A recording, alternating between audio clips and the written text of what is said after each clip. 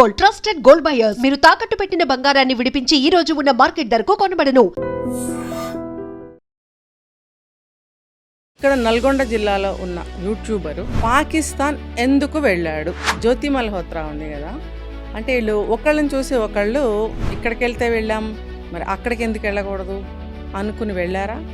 పాకిస్తాన్కి ఎందుకు వెళ్లాల్సి వస్తుంది? పాకిస్తాన్ ఉగ్రవాదుల సానుభూతి పరుల ఈ జాకీర్ అనే అతను ఉన్నాడు కదా, అతను ఉగ్రవాద సంస్థ ఒక బహిరంగ సభలో ఇతను ప్రశ్నించడం, అతను మాట్లాడటం, తిరిగి మన హిందూయిజంని మీరు పూజలు ఎన్నిసార్లు చేస్తారు, మన శత్రు దేశం, నువ్వు పహల్గాం దాడులు జరిగే సమయంలో నువ్వు అక్కడ 2 నెలలు ఉన్నావు అంటే నువ్వు గులాంబై ఉన్నావా? ఇంకా ఈ యూట్యూబర్లని ఈ పాకిస్తాన్ వాళ్ళు ఎంతమందిని ఉపయోగిస్తున్నారు? నమస్తే, welcome to I dream trending topic. నేను మీ Rajanirama, public speaker and family counsellor. ఈరోజు మరొక ట్రెండింగ్ టాపిక్తో మేము ముందుకు వచ్చాను.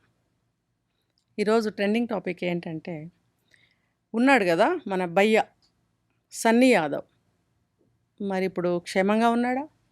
ఏం చేస్తున్నాడు? మరి తను చేసిన అంత పెద్ద మంచి పనికి సంతోషంగా ఆ మధుర స్మృతులన్నీ నెమర వేసుకుంటున్నాడా? మరి పశ్చాత్తాపడుతున్నాడా? తెలుసుకుందాం. అయితే పాకిస్తాన్ ఎందుకు వెళ్ళాడు? ఇక్కడ నల్గొండ జిల్లాలో ఉన్న యూట్యూబరు చేసుకుంటున్నావు, నువ్వు చక్కగా చేసుకో, మంచి మంచి వీడియోస్ చేస్తున్నావు, అందరికీ ప్రపంచవ్యాప్తంగా అందరికీ అన్ని విషయాలు చూపిస్తున్నావు, మంచి మంచి విషయాలు తెలియజేస్తున్నావు, చాలా బాగుంది. అంటే ఈయన సిస్టర్ జ్యోతి మల్హోత్రా ఉంది కదా, అంటే వీళ్ళు ఒకళ్ళని చూసి ఒకళ్ళు మనం ఇక్కడికి వెళ్తే వెళ్ళాం, మరి అక్కడికి ఎందుకు వెళ్ళకూడదు అనుకుని వెళ్ళారా? లేకపోతే ఎవరైనా వీళ్ళని ఇన్ఫ్లుయెన్స్ చేసి పిలిచారా? ఇవన్నీ ఇప్పుడు తేలనున్నాయన్నమాట. ఇప్పుడు జ్యోతి మల్హోత్రా గురించి మనకు తెలిసినప్పుడు ఎంతో ఆశ్చర్యపోయాం. అరే, ఒక ఆడపిల్ల ఇంత చక్కగా మంచిగా వీడియోస్ చేస్తుంది, మనకి ప్రపంచవ్యాప్తంగా అన్ని విషయాలు తెలియజేస్తుంది, ఈ రోజుల్లో ఆడపిల్లలు అన్నిట్లో సమానం అన్నందుకు ఆ నిరూపణగా ఈ అమ్మాయి దేశాలు తిరుగుతూ అన్నీ మనకు తెలియజేస్తుంది అనుకున్న తరుణంలో మనకి ఈ సన్నీ యాదవ్ కూడా ఇలాగే మంచి మంచి వీడియోస్ చేస్తున్నాడని ఆనందపడే సమయంలో ఏం జరుగుతుంది? పాకిస్తాన్కి ఎందుకు వెళ్లాల్సి వస్తుంది? వీళ్ళు పాకిస్తాన్ ఉగ్రవాదుల సానుభూతి పరులా, లేకపోతే వీళ్ళు ఎందుకు వెళ్తున్నారు? వీళ్ళకి వాళ్ళతో ఉగ్రవాదులతో ఏమన్నా సంబంధాలు ఉన్నాయా? ఐఎస్ఐ వాళ్ళతో ఏమన్నా కనెక్షన్స్ ఉన్నాయా? లేకపోతే మనకి ఇండియన్ ఆర్మీ గురించి కానీ మన దేశం గురించి కానీ ఒక ఇంపార్టెంట్ సమాచారాన్ని ఏమన్నా తెలియజేస్తున్నారా? ఇన్ఫార్మర్సా వీళ్ళు? పాకిస్తాన్ యొక్క ఇన్ఫార్మర్సా? లేకపోతే ఏంటి వీళ్ళు గూఢచారులా? ఎందుకు వీళ్ళు ఇలా చేస్తున్నారు? వెళ్ళాడు, వెళ్ళిన వాడు ఎంత ధైర్యంగా మనకి తెలుసు, వింటున్నాం, చాలా వీడియోస్లో చూసాం మనం, హెలికాప్టర్ సాయంతో వెళ్ళాడు. అంటే ఒక నార్మల్ యూట్యూబర్కి ఇన్నేసి డబ్బులు ఎలా వస్తుంటాయి? మరి ఇతను ఎలా సంపాదించాడు? ఇతనికి ఎక్కడి నుంచి వస్తున్నాయి? ఇవన్నీ మనం ఆలోచింపదగ్గ విషయాలు. మరి డైరెక్ట్గా పాకిస్తాన్ యూనివర్సిటీ ఆఫ్ టెక్నాలజీకి వెళ్ళాడు. అంటే ముందుగా అనుకోకుండానే వెళ్ళాడా? అప్పటికప్పుడు వెళ్తే ఎంట్రీ ఇచ్చేస్తారా? అసలు నువ్వెవరు, ఎందుకు వచ్చావు అని అడగరా? మరి వెళ్ళాడు, అక్కడ తనేదో ప్రజెంటేషన్ చేశాడు. ఎందుకు చేయాల్సి వచ్చింది?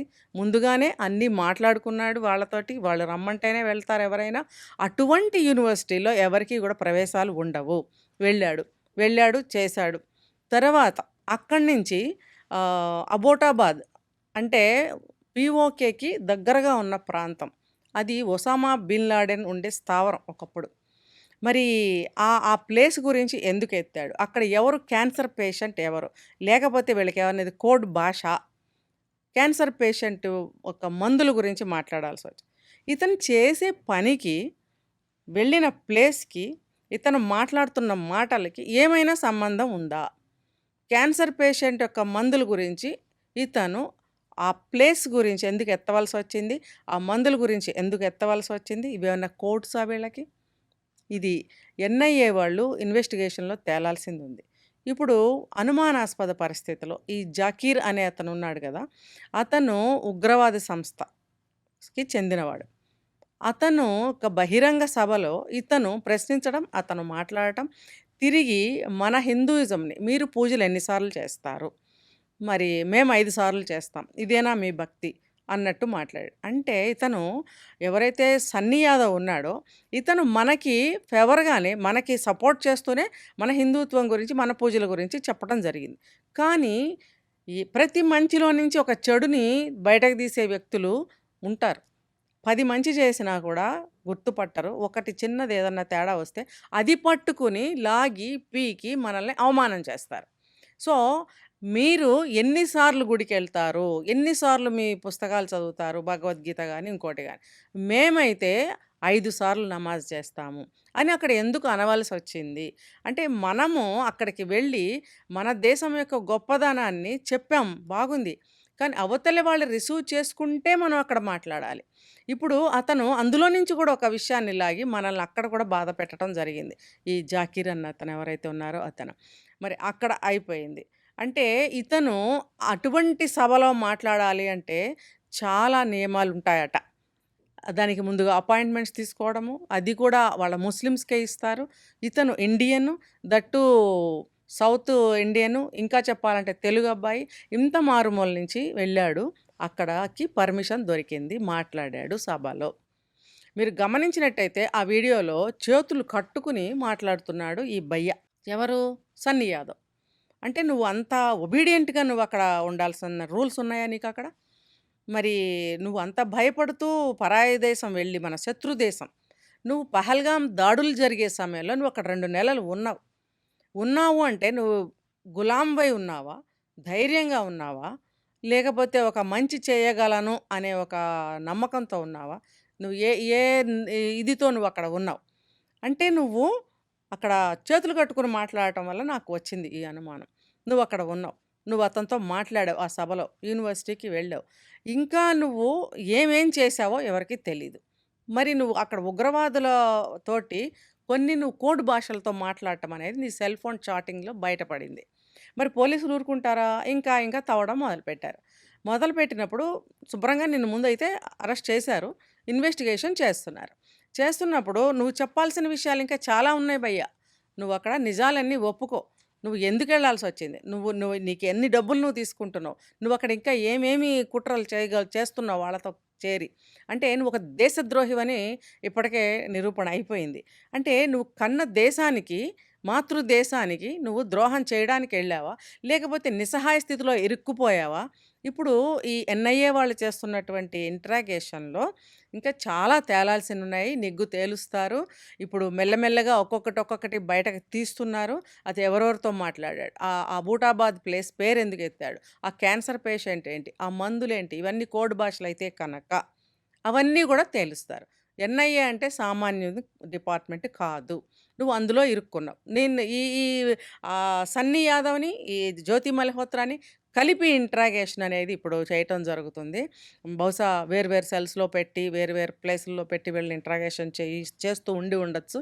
అయితే ఇటువంటి దేశద్రోహుల్ని ఇంకా ఇంకా ఇంట్రాగేషన్ చేసి మరిన్ని విషయాలు, మరిన్ని ఆచూకీలు అతని ద్వారా వీళ్ళు ఎన్ఐఏ వాళ్ళు రాబడతారు.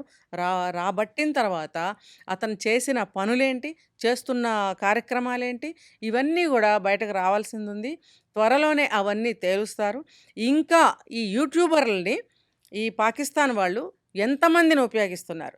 యూట్యూబర్లు వీళ్ళకి ఒక మీడియేటర్లుగా ఉపయోగించుకోవచ్చని ఒక గొప్ప ఐడియా వాళ్ళకొచ్చింది. మన వాళ్ళు అలాగే ట్రాప్ అయ్యారు.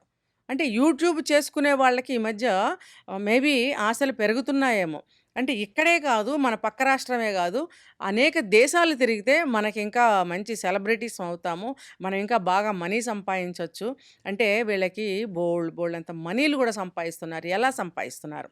అంటే వీళ్ళు ఏదో ఒక ఇలాంటి వాటి కింద ఇరుక్కుని ఎవరో ఒకళ్ళ చేతి కింద లొంగిపోయి అంటే ఇలాంటి పనులు చేస్తున్నారా? డబ్బు కోసం చేస్తున్నారా? దేశద్రోహం చేయొచ్చా అనేది మీకు అర్థం కావట్లేదా? ఈ యూట్యూబర్స్ ఎవరైతే వీళ్ళు 'జ్యోతి మల్హోత్రా', ఈ 'సన్నీ యాదవ్' ఉన్నారో వాళ్ళకి నేను ఈ ప్రశ్న వేస్తున్నాను. ఇంకా ఎవరైనా ఇలాంటి వాళ్ళు ఉంటే ఈ చట్టం అనేది పట్టుకోక మానదు. వీళ్ళ నుంచి సమాచారం రాబట్టక మానదు. వీళ్ళకి కఠినమైనటువంటి శిక్షలు ఖచ్చితంగా వేస్తారు. ఇది మామూలు చిన్న చిన్న విషయాలు కావు. ఇది దేశద్రోహం. ఇవి ఇంతమంది కలిసి ఇంకా ఎంతమంది ఉన్నారో మనకు తెలీదు. వస్తారు. వీళ్ళని పట్టుకుని వీళ్ళని ఇంట్రాగేషన్ చేస్తే ఇంకా ఎంతోమంది కొండంత కొద్దీ ఎలుకలన్నీ బయటకొస్తూ ఉంటాయి. సో, ఇలాంటి దేశద్రోహికి ఎలాంటి శిక్ష వేయాలి అనేది కింద కామెంట్‌లో పెట్టండి. తర్వాత తల్లిదండ్రులు, కొడుకు సంపాదిస్తున్నాడు కదా! అని ఊరుకుంటున్నారా మీరు? ఎక్కడి నుంచి సంపాదిస్తున్నాడు? అతను చేసే వృత్తి ఏంటి? చేస్తున్న ఉద్యోగం ఏంటి? ఇంత సంపాదన ఎలా వస్తుందని ఎంక్వైరీ తీస్తున్నారా? ఎంక్వైరీ చెయ్యండి. మీ పిల్లలు ఎక్కడికెళ్తున్నారు? ఏం ఉద్యోగం చేస్తున్నారు? ఆ ఉద్యోగానికి తగ్గ సంపాదన సంపాదిస్తున్నారా? లేకపోతే ఎక్కువగా సంపాదిస్తున్నారా? కోట్ల మీద సంపాదిస్తున్నారా? ఇది సమంజసమేనా? అని తల్లిదండ్రులు ఆలోచించాలి. పిల్లల్ని నిలదీసి అడగవలసిన బాధ్యత తల్లిదండ్రులకి ఎప్పుడైనా ఉంది.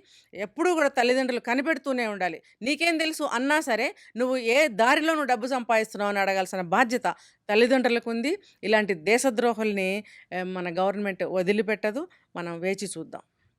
Thank you.